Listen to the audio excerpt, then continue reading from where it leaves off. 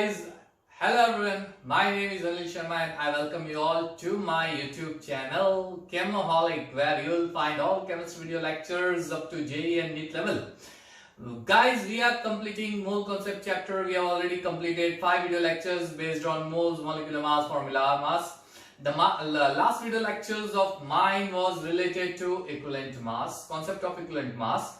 In that concept, we had seen that the equivalent mass of any substance, it is actually the mass of substance which combines or directly indirectly which displaces the 1.008 parts by mass of oxygen, hydrogen, or 8 parts by mass of oxygen, or 35.5 parts by chlorine. But what about the substance in which hydrogen, oxygen, or chlorine are not present? That was a question in that video lecture. In this video lecture, we are going to complete that part. We will see how to find equivalent mass of all such substances in which hydrogen, oxygen, and chlorine atom is not present. So before I move on to video lecture, my dear guys, please, my dear students, please, I request you all subscribe my channel first of all. Click on the like button. Yes, if you like my video lectures, also give small and sweet comments if you really love these videos, and don't forget to click on bell button so that when I update my video lectures, soon you will get the notification of my video lectures, right? Okay, so moving on to a new topic of equivalent mass. Okay, first of all, I'll give one heading, and the heading is, what is gram equivalent? What is gram equivalent? Gram equivalent. Okay, how shall we define the gram equivalent? We can say the mass of substance in gram which is numerically equal to its equivalent mass. Okay, the mass of substance in gram which is numerically equal to its equivalent mass. Fine, that's equivalent mass. Indirectly you can say it's nothing but equivalent mass of any substance. That's very simple one, right? Okay, so if I want to find gram equivalent, what is exact formula to find gram equivalent? The formula is quite simple. Gram equivalent, it is equal to the mass of substance, given substance, the mass of given substance in gram divided by equivalent mass. But the question arises over here, how to find equivalent mass? We had already seen in video lecture number 6. If you have not yet seen my video lecture number 6, please, my dear students, go to that video lectures and observe that video lectures. You will get detailed concept of equivalent mass. Yes, fine. So how to find equivalent mass? It can be found using that 1.008 part by mass of hydrogen or whatever. But there occurs one question: if in such molecule hydrogen, oxygen, or chlorine is not present, how to find equivalent mass of that substance? Here we are going to see that questions. Here we are going to explore equivalent mass in little bit detail.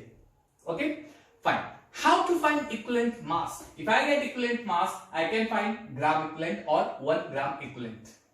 Now, this formula seems to be that formula like moles, number of moles, right? Number of moles, it is equal to mass of substance 1 molar mass. Instead of number of moles, we are having gram equivalent. It's one and same. But the only thing is, here we have equivalent mass. In moles, we were having molar mass. Okay. So the question is how to find equivalent mass. We have one sweet and simple formula. Equivalent mass is equal to, equivalent mass, it is equal to molar mass of any substance, molar mass of any substance, molar mass of any substance divided by n factor. N factor. Wow, here we are getting one more interesting thing you can observe. N factor. What is that n factor? How can we find n factor? That's a big question. It's not a big question. It's a very simple question. See this video lecture till end. You will explore this n factor in detail and you will not know also. In tricky way, in easy way. Just observe my video lecture carefully till end, and you will get how to find n factor in easy, proper, and tricky way. Fine. So how to find this n factor? What's actually that n factor? It's nothing but it indicates certain values depending on the molecule which is given. You're not getting. I know that you're not getting. I know that, right? So we are exploring this n factor value. First of all, what does n factor defines over here? N factor, well, n factor defines either valency of given atom, valency of given atom. It defines acidity of a base, It defines basicity of acid. It defines basicity of acid. It defines the charge on ion. It determines the charge on ion. For a salt, if a given molecule is a salt, it defines the total positive charge of metal atom present in salt. Total positive charge of metal atom present in salt. If it is oxidizing and if it is reducing agent, that concept is little bit different. We'll see later. First of all, we'll explore n factor for this given point. N factor, right? So moving on to the concept of n factor. How to find this n factor? It indicates certain value. It depends on what is the type of molecule, what is that atom, what is that element. Depends on that. So we will explore n factor in quite easy manner. Stay with me till end of this video. Come on. How do we explore this n factor? First of all, we will take n factor with respect to valency. N factor with respect to valency. Find equivalent mass of aluminium. Find equivalent mass of aluminium. Find equivalent mass of that of calcium, and so on. What is equivalent mass of aluminium? What is equivalent mass of calcium? Now in this case, do you observe any hydrogen over here? Absolutely no. Do you observe any oxygen over here? No, not at all. Any chlorine? No. Then how to find equivalent mass? Wait, I given you one formula before few seconds, right? And what is that formula? Equivalent mass, it's equal to molar mass of any atom, element, molecule, compound, etc. divided by n factor. And over here, for such atom, when given substance is an atom. Understand it carefully. When given substance is an atom, we are using valency as n factor. So if a given substance is an atom, we are using valency for n factor. What is valency of aluminium? The valency of aluminium is 3, hence n factor is 3. The valency of aluminium is 3. How do we know that? Just refer structure of atom, 11th standard, you will find the valency also. Even in the periodic table at the end, you will find the valency. For that, you need to write electronic configuration, aluminium electronic configuration, and you will find that there are 3 valence electrons present in aluminium. That is, its valency is 3. So how to find equivalent mass? Well, equivalent mass, it is equal to molar mass. Atomic mass of aluminium is 27 divided by n factor. It's 3. Hence, what is that atomic equivalent mass of aluminium? It's 9. It's 9. What is unit? You can write the unit is gram per equivalent. Quite simple. When shall we use this valency? When the given substance is an element. Alright, then you can say like that. Elemental state, atomic state is given. You will use this formula. Take the next example, calcium. It's again the given atom. Like it's elemental case, it's atomic case, elemental case. So it will be molar mass divided by n factor. What is molar mass of calcium? It's 40. N factor is 2. Hence equivalent mass is 20. Wow, it's quite simple one. Hey guys, it's very easy. Am I right? Yes. If you want to find n factor for any elemental state, atomic state like aluminium or calcium, take its valency as n factor, you will get equivalent mass. It's quite simple one. Right? So this is your first case. How to find equivalent mass for an atomic state using n factor? You will use valency. Moving on to number 2. If let's say given substance is an acid. How to find equivalent mass of an acid? Equivalent mass of an acid. How shall we find equivalent mass of an acid? If I want to find equivalent mass of acid, we have the same formula, that is equivalent mass is equal to molar mass. It's molar mass divided by n factor. And hey guys, what's n factor over here? N factor will be n factor. It will be basicity of an acid. Basicity of an acid. So if I want to write this formula, I'll say molar mass divided by basicity of an acid. Right? So we are wondering, we are having so many questions in mind. What is that basicity of an acid?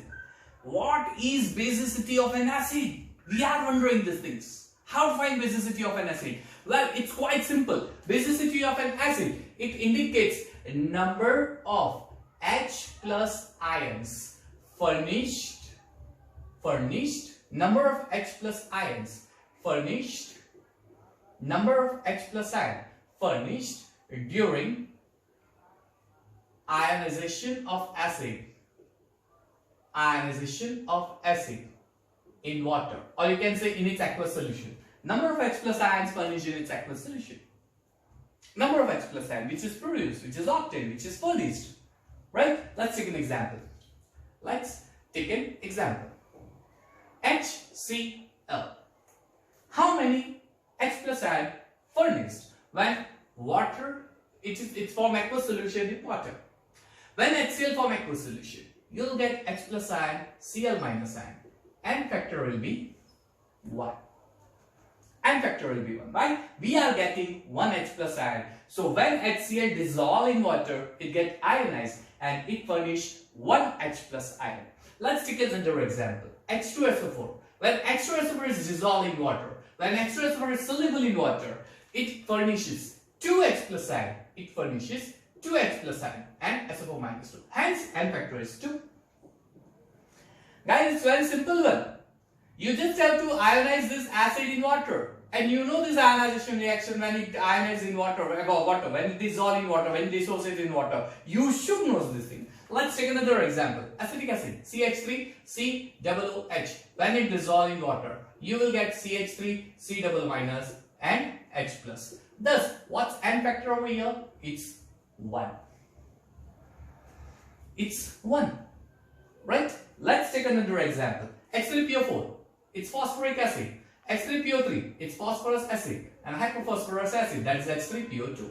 When H3PO4 dissolves in water, it furnishes 3 H plus ion and 1 PO4 minus 3 ions. Thus, as 3 H plus ion is furnished over here, N factor will be 3. But hey guys, wait over here. There is different conditions over here. H3PO3 and H3PO2. Though we have 3 hydrogen ion in H3PO3, H3PO3 furnish only 2 H ion. You get only 2 H ion and HPO4 minus 2 is obtained. Hence, N factor will be 2. And same way H3PO3, though there are 3 hydrogen ions, it furnish only 1 hydrogen over here. Only 1 hydrogen ion is obtained during ionization. So only 1 hydrogen, H plus, negative ion will be H2PO4 minus 1. N factor will be 1. Quite interesting. How do we know these things? How can I say that H3PO3 furnishes 3 hydrogen ion? How can we say that it furnishes only 2 hydrogen ion? And what about H3PO2? Why it furnishes only 1 ion? For that, you should know the structure of all these things. Let's say the structure. H3PO4, the structure is somewhat like this. Double bond O, OH, OH and OH. This is the structure of H3PO4. P, H3PO2, this is the structure of H3PO2. P double bond O, OH, OH and H. And last one, H2PO3. Sorry, here it's 4 and H3PO3 and H3PO2.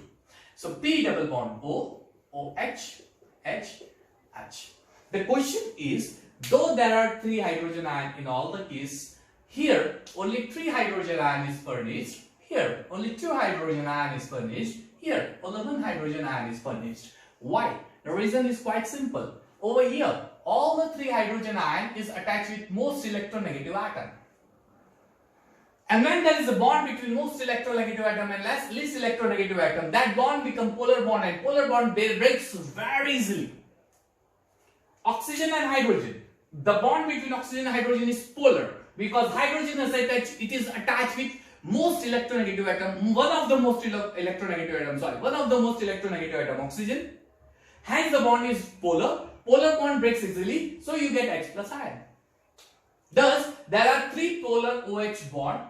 All 3 polar OH bonds will break and 3 hydrogen ion will furnish over here. While in this case, you have only 2 OH minus ion, in which these 2 bonds are polar bond. Hence, 2H plus ion will furnish, forming nfactor 2. But wait over here.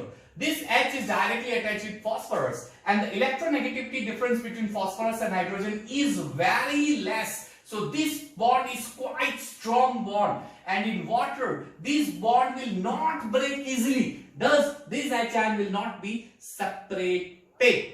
Being stronger bond. Why bond is stronger? Because electronegativity difference is very less.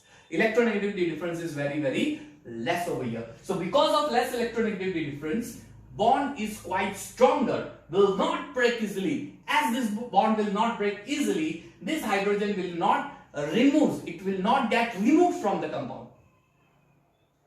Hence only 2 H ion is removed. So N is 2. Whereas over here you will get only 1.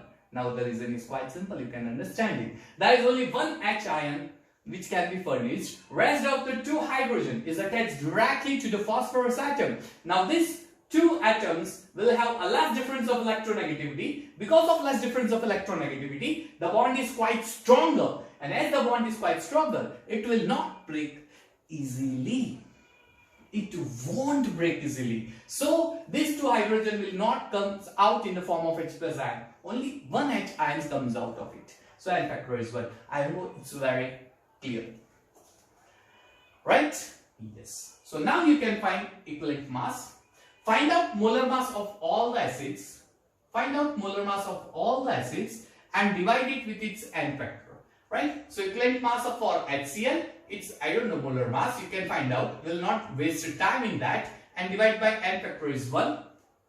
Right? Similarly, equivalent mass for H2SO4, it's equal to molar mass of H2SO4 divided by 2 because the N factor is 2. Same way for acetic acid, CH3COOH, you can save it, but we'll cancel out acetic acid because it's a weak acid. We'll see in the numerical, equilibrium chapter. So right now we'll remove over here. H3PO4, well, its molar mass divided by 3 because the N factor over here will be 3. Same way, H3PO3, if I want to find equivalent mass, its molar mass divided by 2. Clear? And finally, H3PO2, you can find out as molar mass divided by 1. Right. I guess it's very clear to you. As I said, very tricky and simple way to understand. The only thing is you should know how many H plus ion. If once you will get H plus ion, like that you will find the equivalent mass of any acids.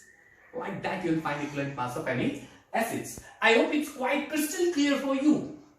Fine. Moving on to the next part. Equivalent mass of base. How can we find equivalent mass of base? Now, it's one simple thing that you need to understand over here. Right? How to find equivalent mass of a base. Of a base, single base. What is the formula? Equivalent mass. It's equal to molar mass divided by N factor. Right? Base. We are having a base over here. Base. Now, if you want to find N factor for base, it's very simple one. You will have to find acidity of base. You will have to find acidity of base. Acidity. And what's that acidity? Well, it indicates number of OH minus ions furnished in aqueous solution of base. In aqueous solution of base, number of OH minus ions which is furnished out, number of OH minus ions which gets furnished in its aqueous solution of base. Right? So hence you can say, instead of nfactor over here, it's acidity of base. Very simple. Let's take few examples. If I say NaOH, when it dissolves in water, you get Na plus OH minus. Now, only one OH minus is furnished over here in water. The nfactor will be 1. If it's calcium hydroxide, COH twice, when it is dissolved in water, it forms Ca plus 2 and 2H minus, nfactor will be 2 because 2H minus is furnished in water. And if it's AlOH twice, when it is dissolved in water, you get Al plus 3, hence 3OH minus is furnished over here, nfactor will be 3. So how can we find equivalent mass of all these bases? So equivalent mass of NaOH, it's equal to molar mass divided by 1 because nfactor is 1. If I want to find for COH twice, calcium hydroxide, CaOH twice, it's equal to molar mass divided by 2 because nfactor is 2. And if I want to find for AlOH twice, it's equal to molar mass divided by 3 because nfactor is 3. So find out molar mass of all this one. You know, you might be knowing how to find molar mass. And if you don't know, watch my video lecture number 2, 3, 4, that you'll get an idea how to find molar masses, right? So this is about base. How to find equivalent mass of base, right? How to find equivalent mass for an atom? It's divided by valency of an element or atom. How to find equivalent mass for acid? We need to find basicity, that is number of H plus ion furnished. How to find equivalent mass of base? That is acidity of base. That is the number of OH minus furnished when dissolving water. The base dissolving water. How about salt? How about salt?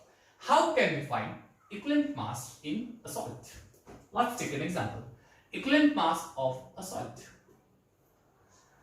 So, if I want to find equivalent mass, the formula is quite simple. Find out molar mass divided by nfactor, and for a salt, what's nfactor over here?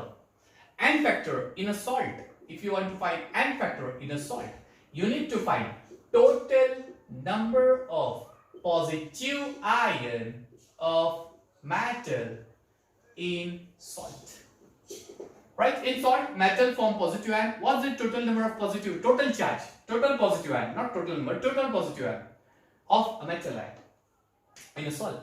So total positive ion, you can say instead of that, total positive ion of metal, positive metal ion in a salt.